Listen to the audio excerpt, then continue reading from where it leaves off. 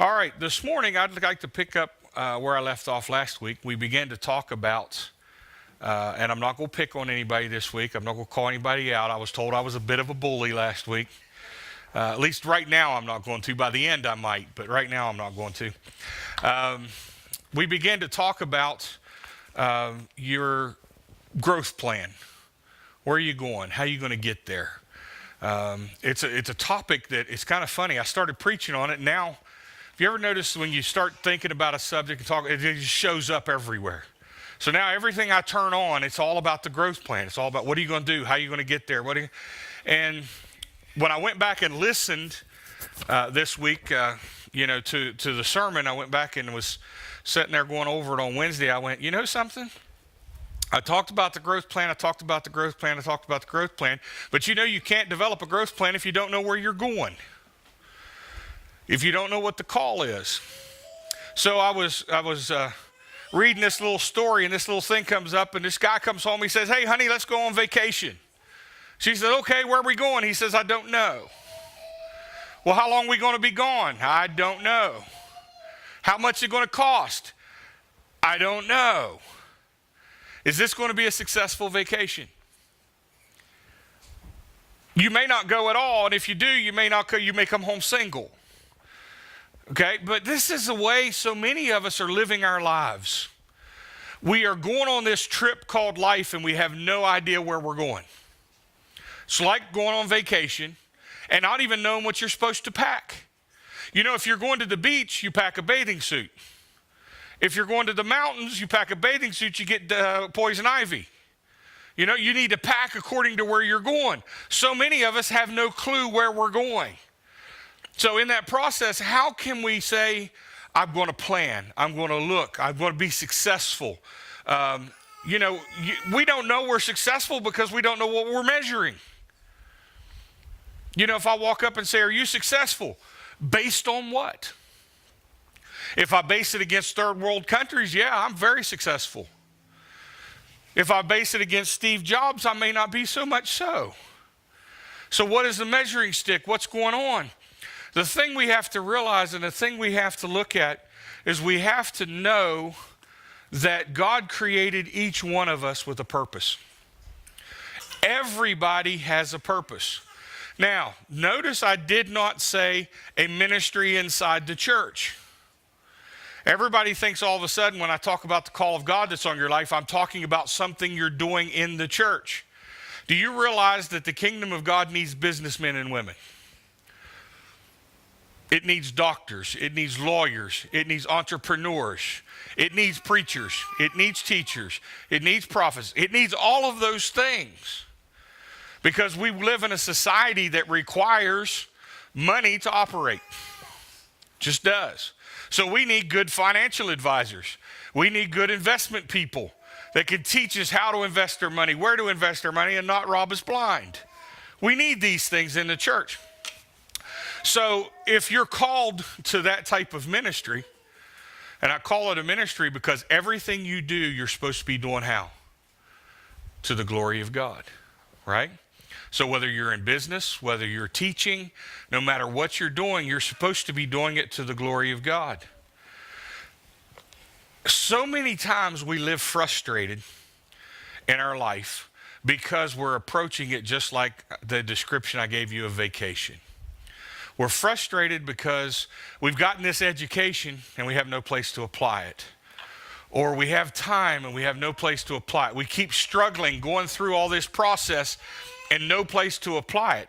So we need to back up and find out where to start. Where do we start? Well, we have to know where we're going before we can go and know where to start. We have to know where we are and where we're going.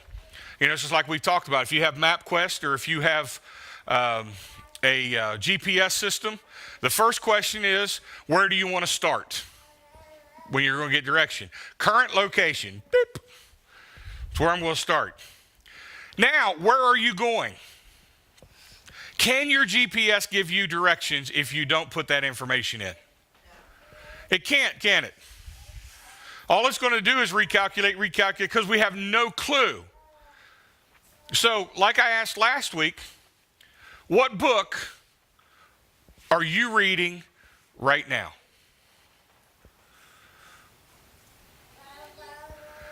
And remember, to become an expert in any particular field, you need to read 1 hour a day for 5 years.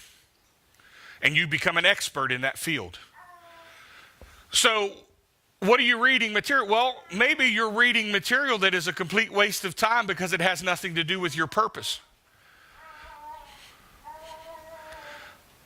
You know, a few months ago, I preached this thing on the 9 successful habits, or the 9 habits that all successful people have. Okay?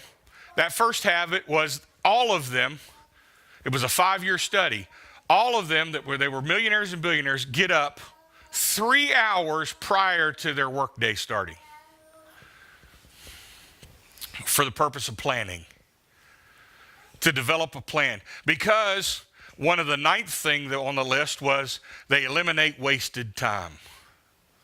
Because time is money. These are the successful guys. The other thing they do is they all have and are active readers. I was like, you got to be kidding me. They're all reading. They're all putting this information in so that they can learn. You don't need to reinvent the wheel. You need to find the guy that invented it and learn from him. Get this process going. But to figure out what to read, the first thing we have to do is figure out our purpose. Romans chapter 8, verses 28 through 30, tells us this, that you were born for a reason and for a purpose. So this isn't me just talking. God's word says this. This is a favorite passage of scripture of a lot of people, this first verse here, verse 28. And we know that all things work together for good to those that love God and those who are called according to his purpose. That verse right there tells us that everything in our life is going to go according to plan if we are called by God for a purpose. He created you with that purpose. He goes on to tell you, for him or for whom he foreknew.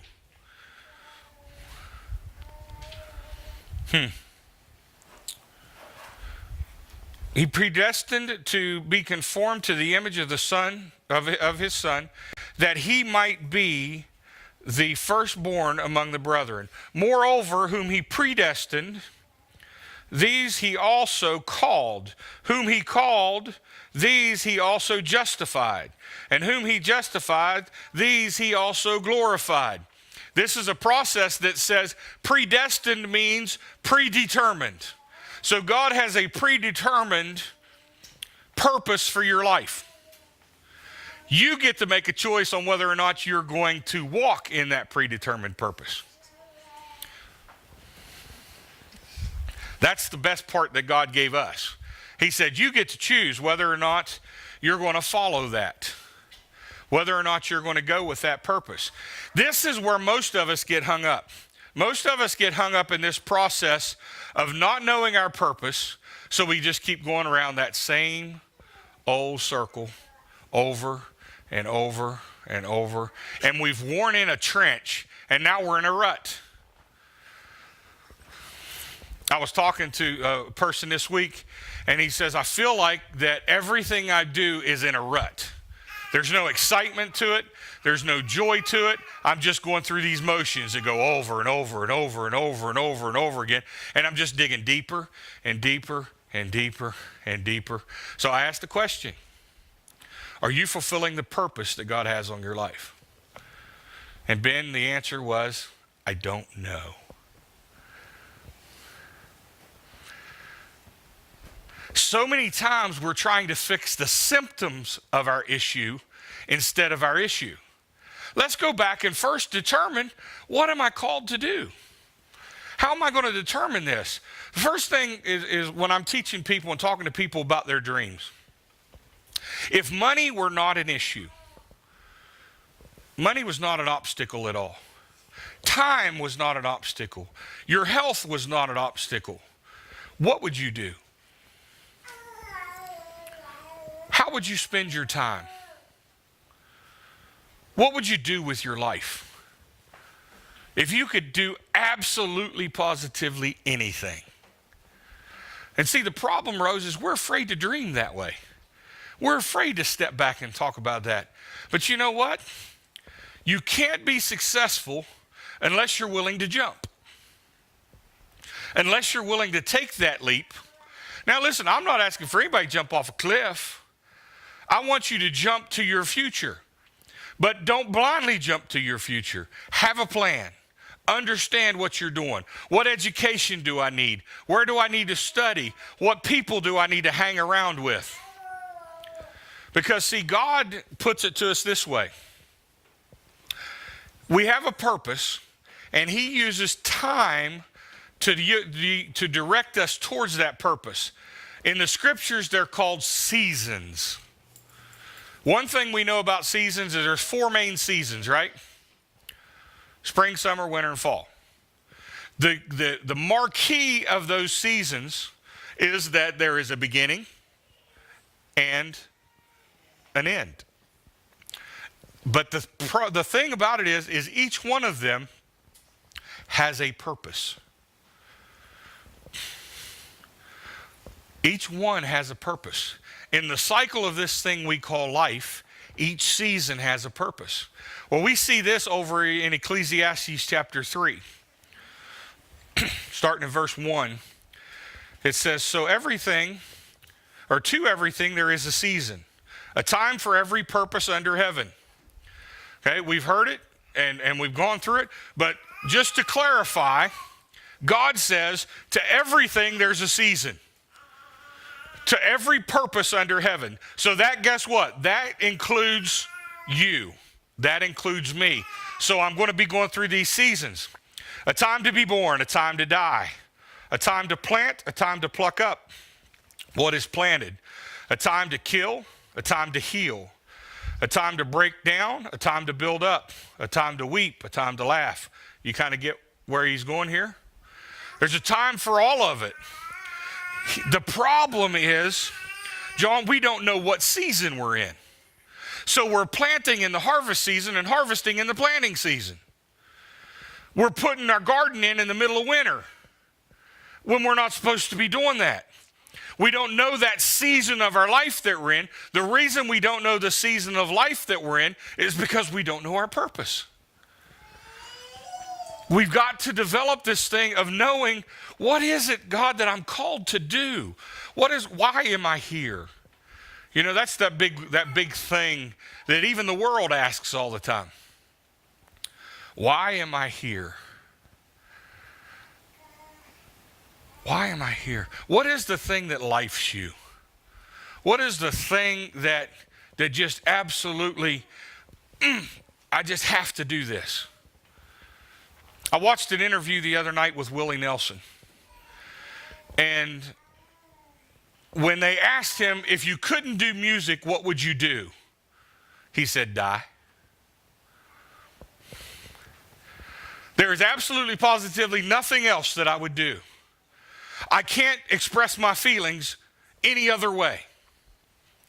I can't sit down and talk to you and get out what I need to get out. But if you give me a guitar and let me sing it to you, I can get out. Absolutely, I would do nothing else. That's it. John Maxwell, they asked him, what is your dream? What is your goal? He says, all I want to do is teach people how to be leaders. That's all I want to do. If I can't do that, what do you want to do? Nothing.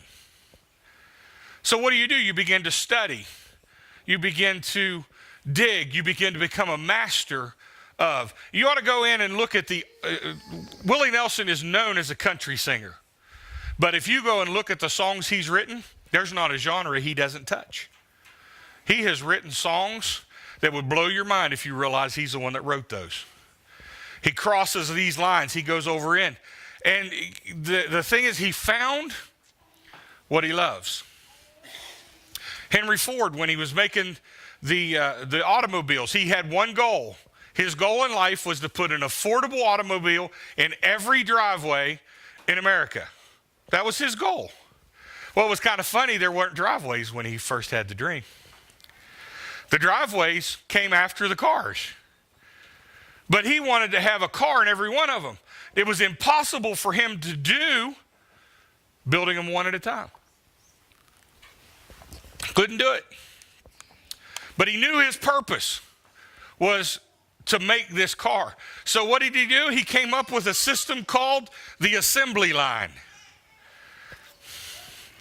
And for years and years and years, Ford led the market.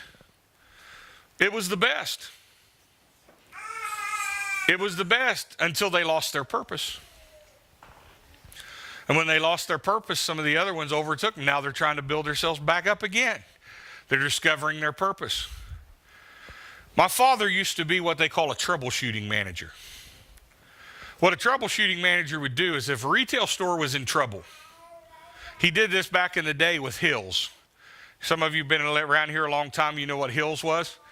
Where Home Depot's at now used to be called Hills Plaza, right? They had the best popcorn there was in the world in Hills. It was the best. Well, Hills was in trouble. And the store was not making money, so they brought my dad in. And they said, fix it. So what does my dad do? He walks into the store, gets on the loudspeaker, and fired everybody in the building. Fired everybody. And said there'll be applications at a table out front. And he hired people back, with the exception of the general managers and the assistant managers. Because he said if you had a vision, we wouldn't have the problem.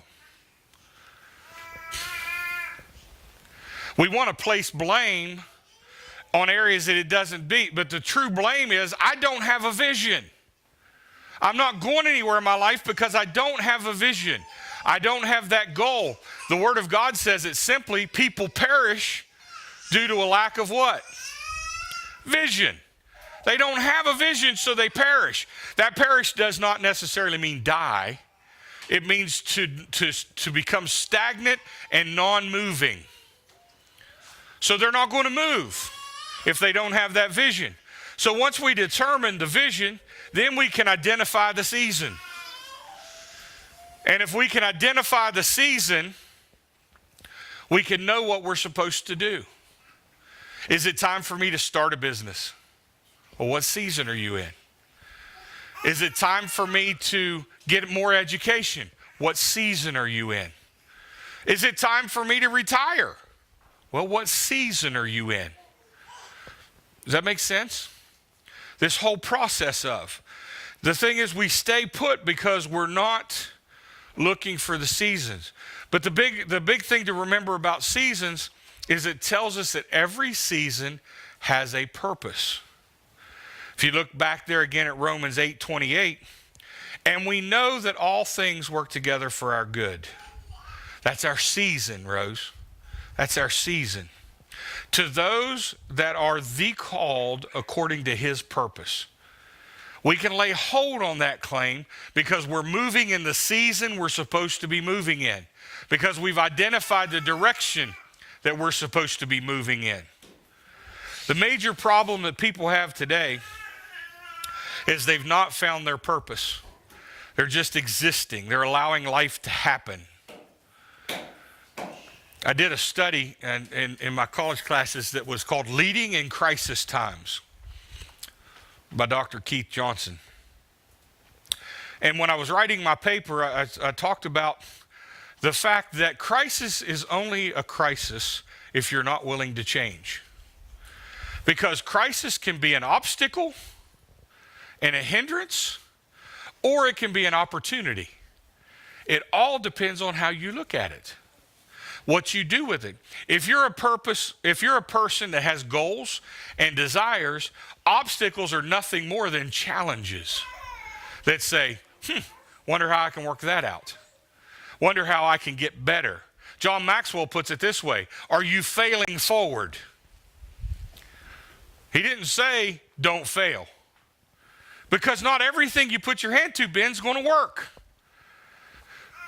Look at all the great inventions in our time. Thomas Edison, he failed more than he succeeded. Over and over and over and over, in rooms and rooms, and on what not to do. But he didn't stop. He just said that. I learned how not to do it. Let's go try something else. Let's go move to that next thing. I understand that I have a goal in mind. I'm going there, and nothing can stop me from getting there. I'm not going to wait until I have millions to be able to do what I want to do. I'm going to start where I'm at. I challenged one individual this week. I looked at him and I said, who are you mentoring? He said, I don't have anybody to mentor. I said, if you got one person in your life, you have somebody to mentor. One of the biggest goals in my life is to help people achieve their dreams. It's my biggest goal in life. I don't want to be, I don't have that desire to be the guy that has the name on the marquee. I have the desire to train the person that does have the name on the marquee. That's what I want to do. Okay? I want to travel and teach. I want to be here and I want to teach. I want to teach you how to be successful. I want to teach you how to be a good leader. I want to teach you how to be a good friend. I want to teach you how to be a good mentor. So in that process, through that last couple of weeks, one of the things I got hit with was you need to become a better mentor. Okay. So we have a couple of assignments that have already been given out. Sarah's running from me, but she knows she's got to order the book. Already ordered it. That's good. I started Pastor Frank on one already. DJ's getting ready to get one. We're going to step that mentoring process up that moves you towards your dream and your goal. Not my dream and my goal, because I'm not trying to push you to my dream and my goal. I'm going to do that by helping you. Because if I help you, I've achieved my dream and my goal. They say, well, how many people are you going to do it to? Hopefully thousands. I want my schedule to be so full, it's so booked, that people are willing to pay thousands of dollars to sit down with me for 1 hour. You say, oh, no. You know what? I can introduce you to people like that right now, that they're willing to pay thousands of dollars to sit down with them for 1 hour. Try to get some time. I know mentors that you can schedule a day and go to their home and spend 1 day with them. Just for the purpose of learning. What's your dream? What season are you in? Because that season has the potential of working for your good. But if you don't know what season you're in, Rose, what happens if you plant your garden in the winter? It won't grow, will it? It's going to die. So what'd you do? You just wasted your seed. But if you don't know it's winter, and you don't know that that's the season you're in, who do I hold accountable for that? We've got to figure that season out. And we do it this way. Psalms 37:23. The steps of a good man are ordered by the Lord, and he delights in his way. I want you to see the interesting part about this passage of Scripture. See where the he is capitalized and the his is lowercase? That means that God delights in your way. Wow. It's not us delighting in God's way, it's him delighting in your way. When you start going after that purpose that God's given to you, he's going to delight in your way. When we are in right standing with God, in our mind, in our will, in our emotions, we can rest in the fact that we are walking in the divine will of God. If we learn to take a breath, we have to put that thing aside of worry, of concern. We've got to learn to put that aside and walk in the surety of this. Change in itself is not positive or negative. It's just change. The approach to it is what makes it positive or negative. The changes that you're going through in your life, the challenges that you have in your life at this point in time. People come to me and say, Pastor, I've got bad things going. No, you don't. You have life going on. But you don't understand bad things are happening. No, you have opportunities presented to you to get better. Well, you don't understand, my bills aren't paid. Okay, sit there and cry about it and your bills still won't be paid. What do you got to do? Get a plan. What kind of plan? Well, we got to make some money, right? So we get up and we move to it. The worst thing that I see in so much of society is we want to just sit. And we blame it on God. Well, God will take care of it. I have yet to see, Ben, a money tree. If you find one, please, we'll just keep it between us. Let me know where that thing's at. But that's what people are, they're sitting on their porch just saying, I have a need, and we're just waiting on God to show up. It does not work that way. Does not work that way. God blesses activity. I've got to be about something. I've got to be putting my hand to something. Now, I want to put my hand to the right thing. So what should I be doing first? God, is this the direction I should be going? And I get some counsel because the word tells me that there's wisdom in multitude of counsels. So I'm going to bounce these ideas off of people that I trust. People that believe in me. People that believe in the gift that I have. Okay? So they believe in my dream. So I bounce it off of them. Sometimes they tell me things I don't want to hear. That doesn't mean I cut them out of my life and don't follow that anymore. That means I ask their opinion. They gave me their opinion. Now, I get to choose what to do with that opinion, but these are mentors in my life. They're gone somewhere that I want to be. They've written the books. They're mentoring people. They're traveling the world. They're people that put the demand on them. I want to be there. So they know something. They're being successful at it. I want to be successful at it. So if I give them an idea and they say, oh, no, not a good idea, maybe I should listen. And after I listen, I may sit down with them and say, help me understand why I shouldn't do that. And we talk through the process. And in that process, I learn. I'm moving forward. So my question to you is this, twofold. First, what is your purpose? Why are you here? If you don't have the answer to that, we need to schedule an appointment and we need to spend some time together. Am I telling you that I have the answer to why you're here? No. What I'm telling you is I can help you find it. Because sometimes it's just a matter of talking and your speech will betray you. But you're so busy trying to tell yourself why it can't happen that you talk yourself out of it. So let's talk about it. Secondly, what season are you in? What is it that God's requiring of you at this point in time for you to fulfill that dream, for you to fulfill that call, for you to fulfill that purpose?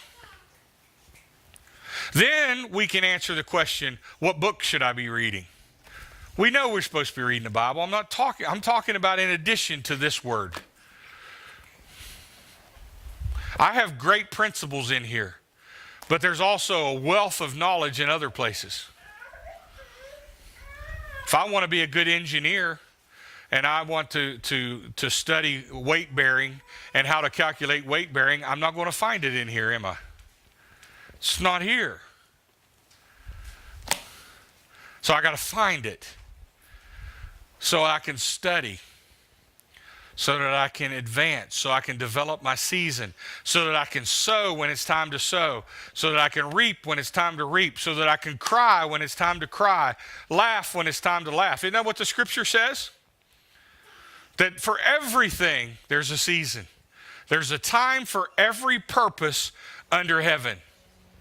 So that means right now in your life, You are in a season whether you know it or not. Yeah, they did. I'm not going to sing it. You are in a season. Successful people know what season it is.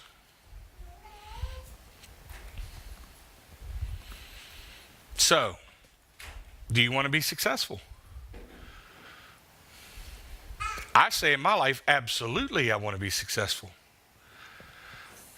So there's some things that I need to do. If I can find a study that says these are 9 things that people that are successful do every day, and I want to be successful, what should I do? You do them 9 things, right? Oh, duh. I don't need somebody to beat me with it. So, church started, pre-prayer service starts at 10 o'clock. All right? I got here today at 10 till 6 this morning. Why? To plan the day. Not because I'm crazy and don't like sleep. Okay? I have to be at work at 8 o'clock every morning. I'm in the gym 5:30-ish. And the entire time I'm working out, I'm praying in the Spirit. For what purpose? To plan. To know. I read at least 10 pages a day in one of the books. I've got the next 3 books that I'm going to read. I have them laid out. The first one that I'm on right now is, I think it's called the 15 Laws of Personal Growth, something like that, by John Maxwell. I'm on it right now.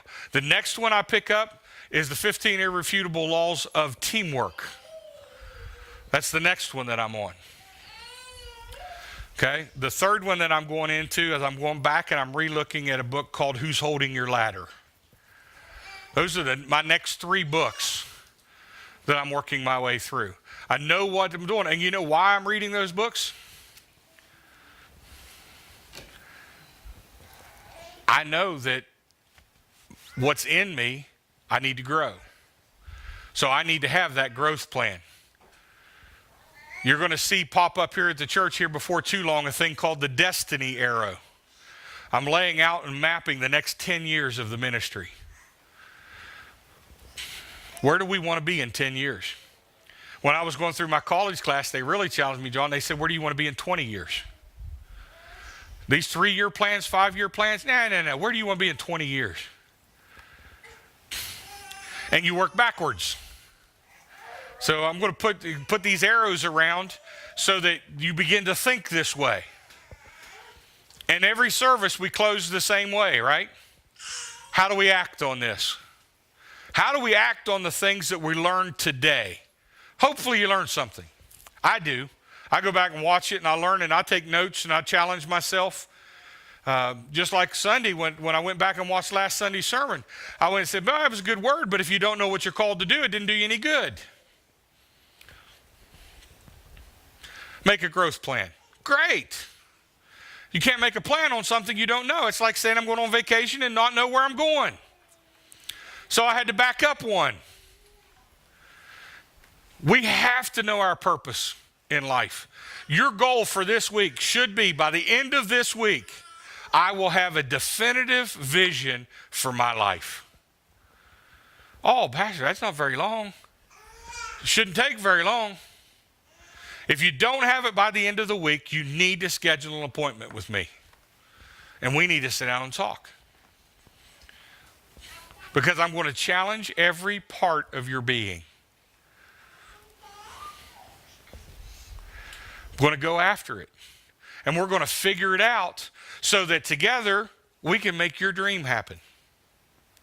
Because when your dream happens, guess what happens to mine? My success in what I do is tied to your success in what you do. Your success in what you do is tied to my success in what I do. We're family. It's all together. So we got to work this thing out.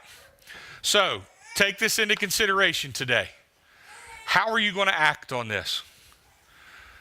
Today, What can you apply? Well, Pastor, I can't remember because you went really fast. Well, by Wednesday, it'll be on YouTube. The nice part about YouTube is you can pause me, Ben. You try to pause me here, I might get mad at you. But on YouTube, you can go, I didn't quite get that, rewind. Say that again, would you? Absolutely. You can take the notes on. Now I can say, apply. This is what I need to do to apply. Now, the big challenge in all this is, what do I have to change? Because we know, John, there's the behaviors I have to change to be successful. I can't be a goal diffuser. I can't set a goal and then talk myself out of it 10 minutes later. If I say that I'm going to make 25 phone calls, I can't stop at 10. I've got to make those 25 calls. If I say I'm going to meet 10 new people, I can't stop at 4. I can't, I've got to do those successful things. And then finally, who can I teach it to?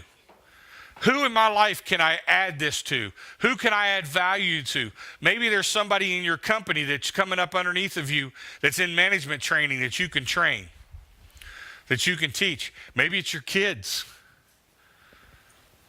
brothers, sisters, people around you. Let's put it into our life. What's your God-given purpose? What's your God-given purpose? Now let's identify the season so we can fulfill that purpose. Amen?